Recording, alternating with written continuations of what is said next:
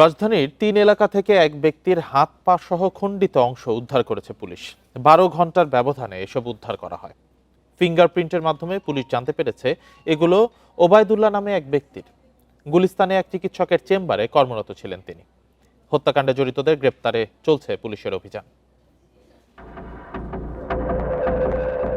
শনিবার সকাল ৯টা গুলিস্তান স্টেডিয়ামের ৪ নং গেটের লাইট পোস্টের নিচে একটি কালো পলিথিন ব্যাগ দেখতে পায় স্থানীয় ব্যবসায়ীরা। সন্দেহ হলে ব্যাগ খুলে দুটি কাটা হাত দেখতে পান তারা।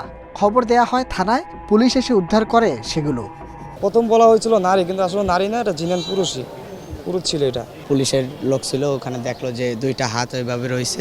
অনেকক্ষণ দেখার পরে শরীরটা মনে করেন যে আর পারতেছি না, সঙ্গে সঙ্গে চলে গেছি। ওটা দেখার মতন পরিবেশ ছিল না। এখানে দেখলাম যে দুইটা হাত কাটা, একদম বডি থেকে টোটালি আলাদা, দুটা অংশ একেবারে স্পষ্ট সাদা। এত বোঝা যায় যে বয়স মিনিমাম 35 আপের উপরে হবে বয়সটা।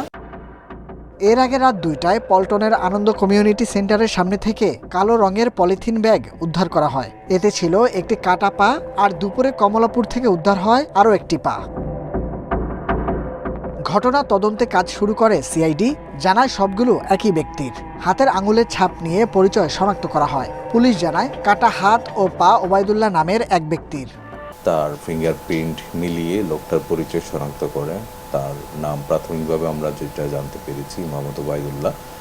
তার শরীরের বাকি অংশ কোথায় বা কারা এগুলো ফেলে গেছে এই ব্যাপারে আমরা তদন্ত অব্যাহত রেখেছি। যেহেতু আজকে সকালেই দুটো অংশ পাওয়া গেছে এবং রাত্রে একটি অংশ পাওয়া গেছে, আমাদের এখন প্রাথমিক যে কাজ সেটা হচ্ছে এই সংক্রান্তে আরও যদি কোনো খণ্ডিত অংশ পাওয়া যায় সেটা অনুসন্ধান করা।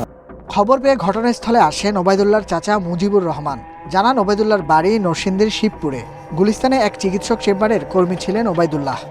আমি শুনতে পেলাম বাড়ি থেকে আমার ফোন দিল যে পল্টন থানার ওসি স্যার নাকি বাড়িতে ফোন দিয়ে জানাইছে এর এনআইডি নাম্বার পাওয়া গেছে এবং এর ঠিকানা সব কিছু পাওয়া গেছে, আর দুইটা হাত পাওয়া গেছে। পরে এই সংবাদ শুনে পরে আমি তাড়াতাড়ি ডিউটি থেকে আসছি আর কি।